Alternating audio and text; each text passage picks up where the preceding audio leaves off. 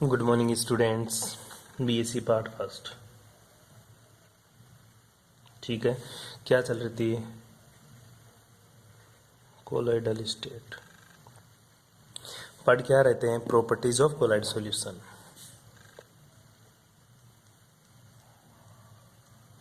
ठीक है, colloidal solution. हाँ, पहली इंपॉर्टेंट बात ये, अगर आप लोगों को केमिस्ट्री से रिलेटेड जो भी प्रॉब्लम्स हैं वो कृपया करके मेरे से पूछें। कॉलेज के अदर स्टाफ को अगर आप बोलोगे इस चीज़ के लिए कि सर हमें केमिस्ट्री में ये प्रॉब्लम आ रही है, ये प्रॉब्लम आ रही है, बेटा जी आपको मैं एक बात बता दूं, केमिस्ट्री उनको नहीं आती।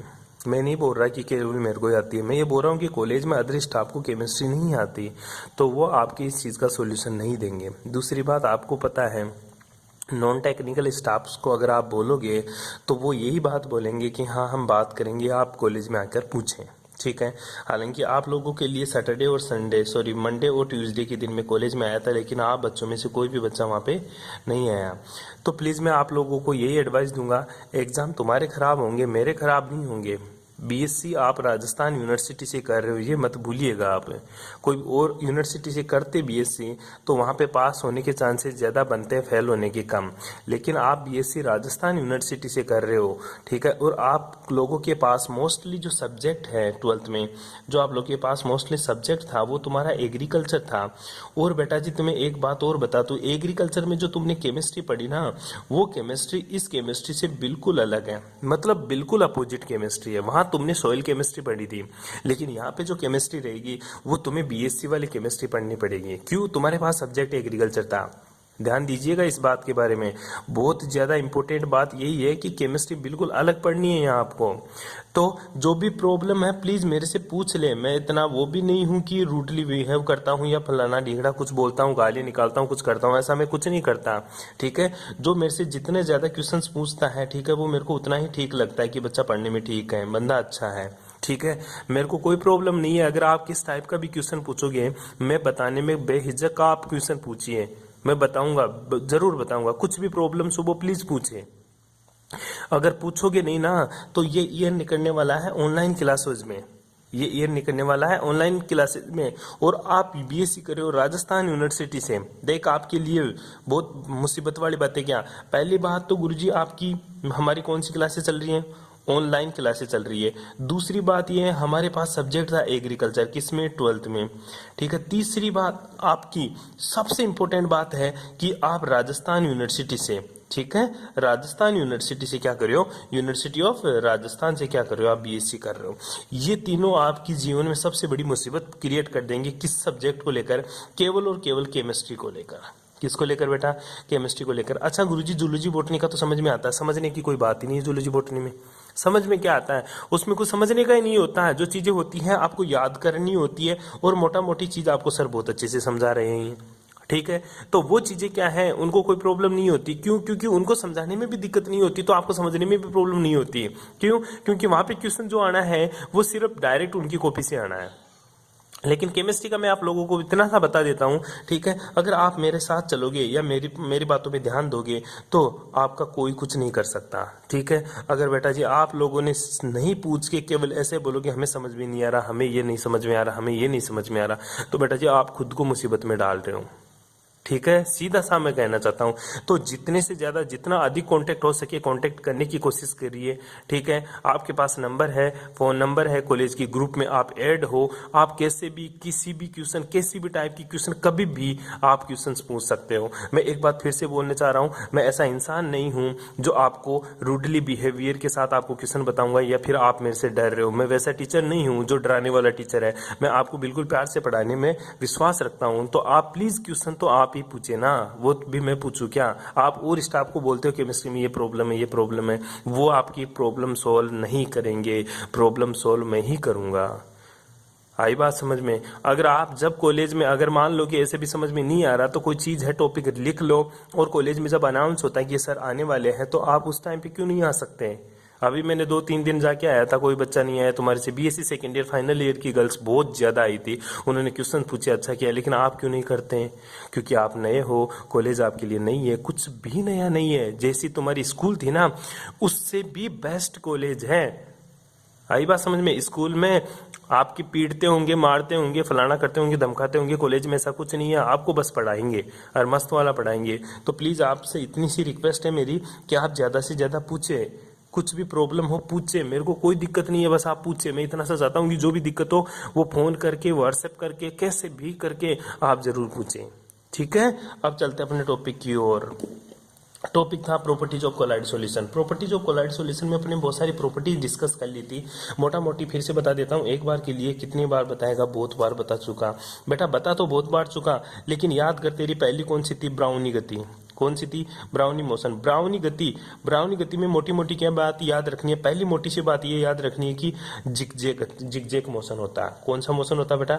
जिगजैग, मतलब टेढ़ी मेढ़ी गति होती है, ठीक है? ब्राउनी मोशन की दूसरी जो इंपॉर्टेंट बात है वो बात यह है कि जो ब्राउनी मोशन है ना तेरा, कौन सा मोशन? जो ब्राउनी मोशन, ठीक है? ये ब्राउनी मोशन किसके ऊपर डिपेंड नहीं करता? नेचर ऑफ पार्टिकल्स के ऊपर डिपेंड नहीं करता है, ठीक है? नेचर ऑफ पार्टिकल्स, ठीक है? नेचर ऑफ पार्टिकल्स के ऊपर डिपेंड नहीं करता। फिर किसके ऊपर डिपेंड करता है ये गुरुजी? डिपेंड करता है size of particles, size of particles के ऊपर डिपेंड करता है। Size of particles and viscosity, ठीक है? विस्कोसिटी मतलब श्यानता। ये अणुओं के, ये जो कण होते हैं उनके आकार पर और उसकी विस्कोसिटी के ऊपर डिपेंड करती है। बस मोटी मोटी ये बात रखनी है आपको। जिगजैग मोशन का एक डायग्राम बनाना होता है। दूसरी जो बात याद रखनी है वो टिल्टन इफेक्ट है। कौन सा? टिंडल प्रभाव, ठीक है? टिंडल इफेक्ट है। जो टिंडल इफेक्ट होता है, इसमें मोटी बात क्या याद रखनी है? इसमें मोटी बात ये याद रखनी है कि टिल्टन इफेक्ट के द्वारा एक तो ट्री सॉल्यूशन, ठीक है? एक तो ट्री सॉल्यूशन और दूसरा तेरा कोलॉइडल सॉल्यूशन, ठीक है? कौन सा सॉल्यूशन? Colloidal solution. इन दोनों में क्या किया जा सकता है? डिफरेंस किया जा सकता है। क्यों? क्योंकि टिल्टन इफेक्ट का मतलब ये होता है जब लाइट सोर्स से जब मैं लाइट डालता हूं ट्री सॉल्यूशन में तो लाइट आर पार निकल जाती है, लेकिन कोलॉइडल सॉल्यूशन के पार्टिकल्स का साइज लाइट की साइज की तुलना में कम होता है, जिसकी ज्यादा होता है, जिसकी वजह से लाइट कोलाइड के पार्टिकल्स में से गुजरती है और कोलाइड के कण चमकने लग जाते, साइन करने लग जाते हैं, जिससे ऐसा प्रतीत होता है ये सॉल्यूशन कौन सा? मेरा कोलॉइडल सॉल्यूशन होता है, ठीक है? आज जो पढ़ेंगे ना वो इंपॉर्टेंट है, वो देख ले एक बार के लिए थोड़ा सा। वो जो 7 नंबर का था, कौन सा था तेरा? वो है तेरा विद्युत गुण। कौन सा है?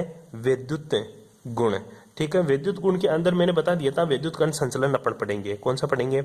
विद्युत कण संचलन, विद्युत कण संचलन, ठीक है? इंग्लिश मीडियम वाले बच्चे ध्यान से देखिएगा, मेरी बातों पे ध्यान दीजिए। आप जानते हो, लिख तो लोगे।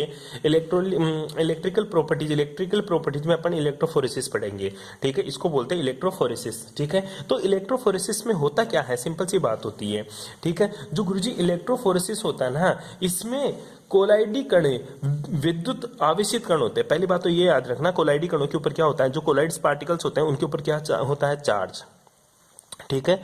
जो कोलाइडल, ठीक है, जो कोलाइडल पार्टिकल होते हैं तेरे, ठीक है, जो कोलाइडल पार्टिकल होते हैं ये क्या रखते हैं गुरुजी? ये चार्ज रखते हैं अपने ऊपर। क्या रखते हैं बेटा? चार्ज। मतलब जो कोलाइड्स कण के पार्टिकल्स होते हैं उनके ऊपर क्या होता है? हमेशा आवेशित होते हैं, विद्युत आवेशित होते हैं। और विद्युत क्षेत्र लगाने पर, ठीक है, apply on electric field the particles moves to opposite electrodes, ठीक है? जैसे ही तू विद्युत क्षेत्र लगाएगा तो ये कण क्या करेंगे? विपरीत आवेशित इलेक्ट्रोड की ओर क्या करते हैं? अभिगमन करते हैं। क्या करते हैं? अभिगमन करते हैं। तो विद्युत क्षेत्र लगाने पर कोलाइडी कणों का एक इलेक्ट्रोड की ओर, ठीक है, विपरीत आवेशित इलेक्ट्रोड की ओर गमन करना ही विद्युत कण संचलन कहलाता है। क्या लिखेगा? मोटी मोटी बात लिख ले पहले से ये कि कोलाइडी कण क्या होते हैं? विद्युत आवेशित होते हैं। पहली लाइन में बोल ही रहा हूं, लिखूंगा नहीं। कोलाइडी कण विद्युत आवेशित कण होते हैं, ठीक है? विद्युत आवेशित कण होते हैं, ठीक है? विद्युत क्षेत्र लगाने पर ये कण विपरीत आवेशित इलेक्ट्रोड की तरफ गमन करते हैं या अभिगमन करते हैं। इसे विद्युत कण संचलन कहते हैं। क्या बोलेंगे इसे? विद्युत कण संचलन कहते हैं। दोबारा से समझ लें एक बार, कोलाइडी कण विद्युत आवेशित कण होते हैं। विद्युत आवेशित कण होते हैं। विद्युत क्षेत्र लगाने पर ये कण विपरीत आवेशित इलेक्ट्रोड की तरफ गति करते हैं या विगमन करते हैं। इसी प्रभाव को विद्युत कण संचलन कहते हैं। ठीक है। Electricals particles, colloids particles have a charge particles it motion to opposite electrode due to applied electric field that is called electrophoresis। ठीक है। फॉर एग्जाम्पल अगर अपन बात करें एग्जाम्पल्स की, तो एग्जाम्पल्स की बात करते हैं कि मेरा जो S2S3 सोल है, ठीक है, इसका जो सोल है, ये जो कोलाइड सोल है, ये क्या होता है? ये नेगेटिव होता है, मतलब ऋणावेशित होता है। क्या होता है? ऋणावेशित होता है। जब इस सोल को मैं क्या करूंगा, एक यू ट्यूब में, ठीक है, मैं अब एक एक्सपेरिमेंट करता हूं कि इनके ऊपर चार्ज होता है या नहीं होता। ठीक है। एक यू आकार की ट्यूब ले ली मैंने, ठीक है। इस यू आकार की ट्यूब में मैंने क्या भर दिया? ये सोल भर दिया। कौन सा? S2S3 वाला। ठीक है। मैंने हालांकि पढ़ा दिया था। तो ये जो कण होते हैं ना, ये क्या होंगे? इनके ऊपर नेगेटिव चार्ज है, और ये तेरा कौन सा है? एनोड। ठीक है। ये तेरा कौन सा? एनोड। और यहाँ पे कौन सा है तेरा? कैथोड। ठीक है। तो ये क्या करेंगे? ये सोल एनोड की तरफ मोशन करेंगे। क्यों? एनोड पॉजिटिव टर्मिनल होता है और कैथोड क्या होता है? Negative terminal. और जो तेरा S2S3 होता है, ये सोल कौन सा होता है? ये मेरा गुरुजी ऋणावेशित सोल होता है, जिसकी वजह से ये एनोड की तरफ जाएंगे। एनोड के ऊपर पॉजिटिव और इनके ऊपर नेगेटिव, तो ये क्या हो जाएंगे? न्यूट्रलाइज हो जाएंगे। न्यूट्रलाइज होने के बाद में यहाँ पे प्रिसिपिटेट जमना शुरू हो जाएगा। यहाँ पे प्रिसिपिटेट का फॉर्म होना शुरू हो जाएगा। इसी को क्या बनते हैं अपने? विद्युत कण संचलन। बुक्स में डायग्राम दे रखा है, डायग्राम आप बनाओगे। ये गुरुजी काम कहाँ आता है? इस तकनीकी का जो यूज होता है ना, विद्युत कण संचलन, इसका यूज कहाँ करते हैं? ठीक है बेटा, आप लोगों ने कल कारखानों में जो भी तेरे धुएं के जो भी कारखाने होते हैं जहां धुएं निकलती है, वहां पे चिमनी का यूज किया जाता है। हालांकि चिमनी का यूज क्यों करते हैं? अच्छा गुरुजी, जो धुआं होती है ना, उसको बहुत ऊपर जाकर छोड़ती है वो चिमनी। हाँ, इसलिए यूज नहीं करते कि बहुत ऊपर जाकर छोड़े। बेटा उस चिमनी होती है ना, उस चिमनी में क्या लगे रहते हैं? इलेक्ट्रोड लगे रहते हैं छोटे छोटे। अब जब धुएं के पार्टिकल्स के ऊपर क्या है? पॉजिटिव चार्ज, और इनके ऊपर कौन सा चार्ज है? Negative, applied magnetic field. तो क्या होगा? ये पॉजिटिव नेगेटिव एक दूसरे के साथ प्रिसिपिटेट का फॉर्म करेंगे। ये पॉजिटिव नेगेटिव एक दूसरे से क्या होंगे? न्यूट्रलाइज होंगे। न्यूट्रलाइज होने के बाद में ये कण वापस से नीचे जमा हो जाएंगे। ठीक है, जिनको हटा दिया जाता है और बिल्कुल प्योर धुआं एनवायरमेंट में छोड़ी जाती है। अगर ऐसा नहीं किया जाए तो इन पार्टिकल्स के साथ, जैसे S2S3, ऐसे पार्टिकल्स भी हवा में चले जाएंगे, जो कि हमारे लिए बहुत ज्यादा हानिकारक होंगे। ठीक है। तो चिमनी से निकलने वाले कोलाइडी धुएं में कार्बन के कणों को दूर करने के लिए, जो कार्बन के पार्टिकल्स होते हैं ना, उनको दूर करने के लिए वहां पे भी अपन कोलाइड सॉल्यूशन का यूज करते हैं। दूसरा, गटर व नालों का जो गंदा पानी होता है ना, उसको साफ कर सिंचाई में काम में लेते हैं। किसके द्वारा? विद्युत कण संचलन से उसको साफ कर देते हैं। ठीक है। अब तूने क्या किया? ये छोटी सी बातें कर ली। अब बेटा जो विद्युत कण संचलन है, इलेक्ट्रोफोरेसिस है, इसी का दूसरा भाई है छोटा सा, जिसका नाम है 8 नंबर का प्रयोग है। ठीक है। वो क्या है तेरा? विद्युत परासरण। ठीक है। विद्युत परासरण, इसको बोलते हैं इलेक्ट्रो ओस्मोसिस। ठीक है। इलेक्ट्रोऑस्मोसिस होता क्या है? देख, सिंपल सी बात बताता हूँ, तुझे कुछ नहीं करना। जो विद्युत कण संचलन था ना, इलेक्ट्रोफोरेसिस था, उसमें तूने कुछ नहीं डाला। जैसे तूने ये पहले वो बना के दिखा देता हूँ एक बार, इलेक्ट्रोफोरेसिस वाला। ठीक है। ये तूने पिछला प्रयोग पढ़ा, सिंपल सी बात थी, ये प्रयोग तूने पढ़ा, यहां तक था। इसमें तो तूने क्या डाल रखा था? AS2 वाला सॉल्यूशन। ठीक है, ये था। इसमें क्या डाल रखा था तूने? AS2S3 वाला सॉल्यूशन, जो कौन सा था? नेगेटिव। ये तेरा पॉजिटिव टर्मिनल था। ठीक है। और ये तेरा कौन सा था? नेगेटिव टर्मिनल था। तूने कुछ भी नहीं डाला, यहाँ पे कोलाइड सॉल्यूशन है, ये तेरा कोलाइड। और ऊपर क्या भर रखा तूने? इसके ऊपर जो भी था गुरुजी, यहाँ पे पानी भरा हुआ है, यहाँ पे पानी भरा हुआ है। ठीक है, यहाँ तक पानी भरा हुआ है। ठीक है। तो हुआ क्या?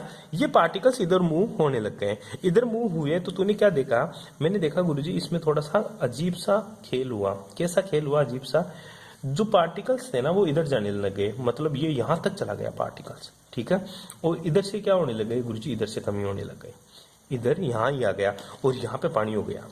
ठीक है। ये पानी एक तरफ हो गया और ये AS2 वाले सॉल्यूशन के पार्टिकल्स एक तरफ हो गए। कब? जब तूने क्या अप्लाई किया, अप्लाई इलेक्ट्रिक फील्ड, ठीक है। जब तूने अप्लाई इलेक्ट्रिक फील्ड किया तो ये पार्टिकल्स है यहाँ आके न्यूट्रल होकर क्या होने लगे हैं, प्रिसिपिटेट जमा होने लग गया, मतलब यहाँ पे अवक्षेपित तो होने लग गए, मतलब एक तरफ चढ़ गया सारा का सारा। कौन चढ़ा? कोलाइड सॉल्यूशन ही चढ़ गया और पानी इधर हो गया। अब तूने क्या करना, विद्युत परासरण करना है। तुझे कुछ नहीं करना, विद्युत परासरण में क्या लगा दें गुरुजी, विद्युत परासरण करना है ना, तो इसी ट्यूब के अंदर मैंने क्या कर दिया, एक तो यहाँ पे जहाँ पे इसकी लिमिट थी, एक यहाँ पे मैंने क्या लगा दी, जांतव झिल्ली लगा दी। क्या लगा दी बेटा? अब यहाँ पे मैंने जांतव झिल्ली, ठीक है, ठीक है, एनिमल मेम्ब्रेन्स, जांतव झिल्ली, यहाँ पे मैंने क्या लगा दी, जांतव झिल्ली लगा दी। अब इस जांतव झिल्ली या एनिमल मेम्ब्रेन से होगा क्या, वही अप्लाइड मैग्नेटिक फील्ड, इधर जल भरा हुआ है, ये तेरा पानी है, ठीक है, और यहाँ पे भी क्या है, पानी है, लेकिन ये मैंने क्या लगा दिया, जांतव झिल्ली। अब तुझे पता है AS2S3 वाला सोल्यूशन है, AS2S3 वाला सोल्यूशन। अब इस जांतव झिल्ली की एक खासियत बात क्या है, इसकी खासियत यह है कि इससे जो कोलाइड पार्टिकल है, ठीक है, जो कोलाइडी कण है ना, जो कोलाइडी कण, ये तो पास नहीं होंगे, ये तो पास नहीं होंगे। फिर क्या होगा, जो कोलाइडी कण होते हैं वो तो पास नहीं होंगे, लेकिन क्या होगा, इससे डिस्पर्सन मीडियम, उसको क्या बोलते हैं, दो चीज होते हैं कोलाइडी कण में, एक तो डिस्पर्स्ड फेज, एक क्या होता है, डिस्पर्सन मीडियम, ठीक है, अवक्षेपण माध्यम, ठीक है, ये है अवक्षेपण प्रावस्था, ठीक है, अवक्षेपित प्रावस्था, अवक्षेपण माध्यम। होगा क्या, अवक्षेपित प्रावस्था मतलब कोलाइडी कण, ये तो इस जांतव झिल्ली से पास नहीं होंगे, केवल डिस्पर्सन मीडियम मतलब अवक्षेपण माध्यम इस जांतव झिल्ली से पास हो जाएंगे, जिससे इस जगह केवल तेरे क्या बच जाएंगे, कोलाइड से पार्टिकल्स बच जाएंगे, ठीक है। अब जो बुक में डायग्राम दे रखा है वो किस तरह से दे रखा है वो समझिएगा एक बार के लिए।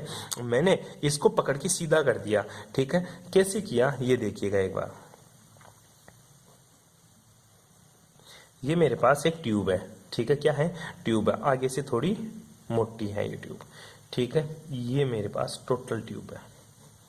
सिंपल सा डायग्राम है बेटा जी, बहुत सिंपल सा डायग्राम है, ठीक है, और बहुत सिंपल से मतलब दोनों एक ही है। कौन सा दोनों, इलेक्ट्रोफोरेसिस और इलेक्ट्रोऑस्मोसिस। बस इसमें क्या लगा देता है, एक ट्यूब इसमें जांतव झिल्ली का यूज करता है और उसमें कोई भी झिल्ली विल्ली का यूज नहीं करता, ठीक है। ये ट्यूब थी, ये तेरी जो झिल्ली लगा दी, एक तो यहाँ पे लगा दी जांतव झिल्ली और एक यहाँ पे लगा दी, ठीक है, इसको नाम दे दिया A, इसको नाम दे दिया B और इसको नाम दे दिया C। जो A है इसमें क्या डाल दिया, इसमें भी पानी डाल दिया H2O, इसमें भी क्या डाल दिया गुरुजी, पानी डाल दिया H2O, ठीक है। ये पानी का लेवल था दोनों में बराबर, यहाँ तक पानी का लेवल था, दोनों में पानी का लेवल यहाँ तक था, ठीक है, सिंपल सी बात है। और जो बीच वाला बीच सी पार्ट है ना, इसमें क्या डाल दिया इसने, कोलाइड सॉल्यूशन डाल दिया। क्या डाल दिया बेटा इसमें, कोलाइड सॉल्यूशन।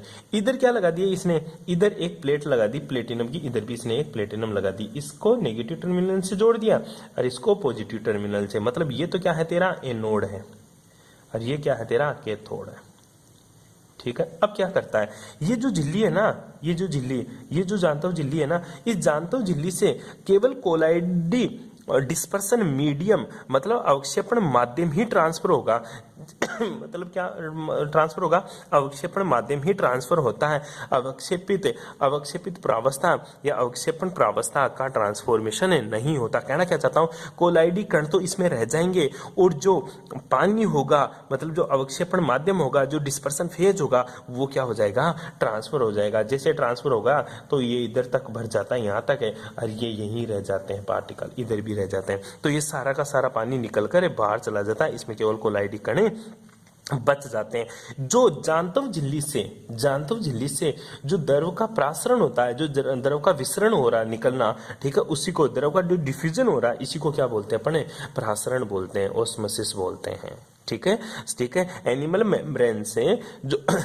मेम्ब्रेन से लिक्विड का जो डिस्पर्सन हो रहा है उसी को क्या बोलते हैं अपने, ऑस्मोसिस बोलते हैं। तो मोटी मोटी डिफिनेशन क्या हो गई विद्युत परासरण की, आप समझे, ठीक है। हिंदी में मीडियम वाले क्या लिखेंगे देख लेना एक बार के लिए, कोलाइडी प्रासरण, विद्युत परासरण। तो कोलाइडी विलयन में कोलाइडी कणों पर आवेश के प्रेरणिक प्रभाव के कारण प्रक्षेपण माध्यम पर भी आवेश उत्पन्न हो जाता है। कोलाइडी कणों के ऊपर अगर पॉजिटिव चार्ज है तो अवक्षेपण माध्यम में नेगेटिव चार्ज उत्पन्न हो जाएगा, ठीक है। अब क्या करेंगे, इस पूरे के पूरे कोलाइड सॉल्यूशन को दोबारा से सुन ले एक बार। कोलाइडी विलयन में कोलाइडी कणों पर आवेश प्रेरणिक प्रभाव, बेटा जी इंग्लिश में बोलते हैं इंडक्शन इफेक्ट, ठीक है। जो कोलाइड्स पार्टिकल है ना, उनके ऊपर क्या होता है, उनके इंडक्शन इफेक्ट के कारण जो डिस्पर्सन मीडियम होता है उसके ऊपर चार्ज आ जाता है। सोच एक बार, कैसे समझो, ये पानी भरा हुआ तेरे पास, ठीक है। इसमें मैंने क्या डाल दिया, AS2S3 का सॉल्यूशन। अब तुझे पता है AS2S3 के ऊपर नेगेटिव चार्ज है, तो पानी के ऊपर अपने आप कौन सा चार्ज आ जाएगा, पॉजिटिव चार्ज आ जाएगा। तो पानी क्या है, डिस्पर्सन मीडियम, अवक्षेपण माध्यम, और ये जो क्या है, कोलाइड पार्टिकल, ठीक है। यही बात हो रहा है कि कोलाइडी विलयन में कोलाइडी कणों के कारण, ठीक है, कोलाइडी कणों के प्रेरणिक प्रभाव, इंडक्शन इफेक्ट के कारण क्या होता है, परिक्षेपण माध्यम पर आंशिक आवेश आ जाता, पार्शियली चार्ज आ जाता है, ठीक है।